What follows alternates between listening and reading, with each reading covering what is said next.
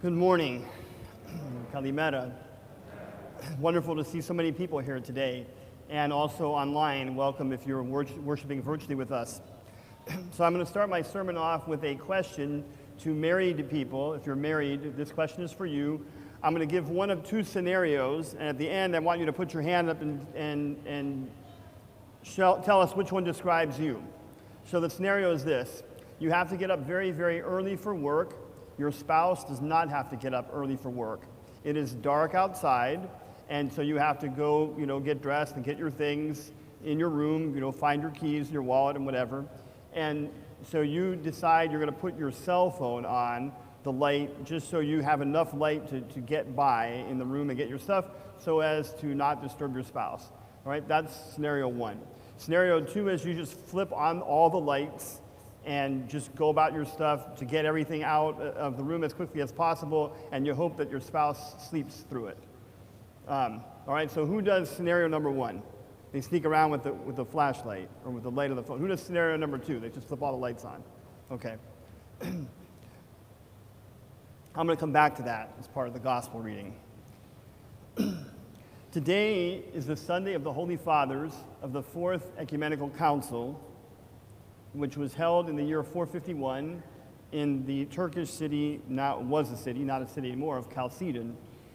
And during this ecumenical council, which lasted a long time, several months, the bishops who gathered were arguing about the two natures of Christ. They were arguing about the two natures of Christ. One in particular put forth this idea that Jesus was only God and never was fully man.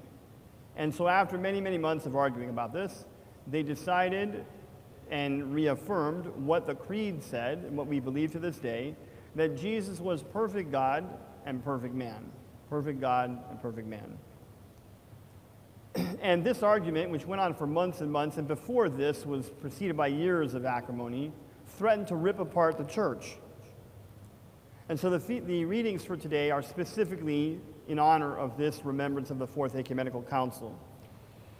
The epistle that we heard from St. Paul's letter to Titus tells us and it couldn't have come at any better day than today, tells us to apply ourselves to good deeds. These are good and profitable, St. Paul tells us. But avoid stupid controversies, genealogies, dissensions, and quarrels over the law. So when we tell one another, that's a stupid controversy, that's really not our original saying. That's really from St. Paul, to avoid things that are stupid and controversial. It says to avoid making factions among yourselves. These things, they're not profitable and they don't go anywhere. Instead, we should apply ourselves to good deeds, to help cases of urgent need and not to be unfruitful. I don't know about you, but many of us are having conversations with people about what's going on in the world today, and these usually devolve into arguments about which side of which issue you fall on.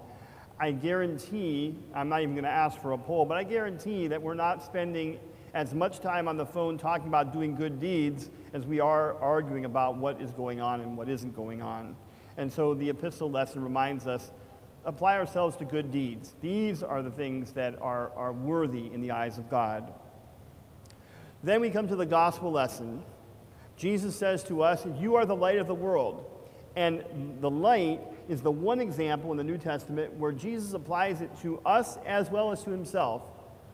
He says, I am the light of the world, and he says, you are the light of the world. And in being the light to the world, this is a God-like quality that we share with the world. When we are the light of the world, we are sharing a God-like quality with everybody else. And so he says in the gospel lesson, don't put the light under a bushel, but put it on a stand for all to see. When it comes to our Christian life, going back to the example I opened with, we're not supposed to sneak around with a little flashlight, hoping to keep it all quiet, but we're supposed to throw on all the lights of our life and shine with Christ's light for other people. When you're trying not to disturb somebody, definitely keep the lights off and sneak around with your phone. But when you're trying to express yourself as a Christian, throw on all the lights and express yourself as a Christian. That's what we're supposed to do. Jesus also, in the gospel lesson, issues a warning to those who relax the commandments, that they will be the least in the kingdom of heaven. If we relax the commandments of God, we are going to be least in the kingdom of heaven. So it's incumbent on us to stay the course of what Christ calls us to be, to keep the faith and to keep Christ at the center. Controversies start when we don't keep Christ at the center and when we argue about how to keep the commandments. And there's a lot of that in the world. There's a lot of that even in the Orthodox world. We're getting sort of knocked off center. The center is Jesus Christ. And anytime we're getting knocked off center, that's when our light does not shine as brightly as it can. So a question to ask ourselves, is our Christian light perceptible to others? Is it perceptible to others either individually or as a community? And one of the things that we're trying to do at St. John's is to make our light perceptible to the greater community, because it's not about just what happens inside the walls of this church, it's what we take in this church far beyond the four walls of the church. There are two things I'd like you to take away from my comments today. The first one is, be a light to as many people as you can this week. There are lots of people who feel like they're stumbling around in the darkness because they're sad, they're anxious, they're depressed, they're confused. Perhaps you feel even some of these things can be ascribed to you. Now, I don't feel anxious and confused and depressed all the time, but in a given week, I feel these things. If we're honest, we probably all do. We're all kind of getting tired of this whole thing. And so if we can be a light to someone else, if we can shine the light of Christ on someone else, or just shine the light of some happiness on somebody else, we're doing something right in the world. We're doing something that's good and needed.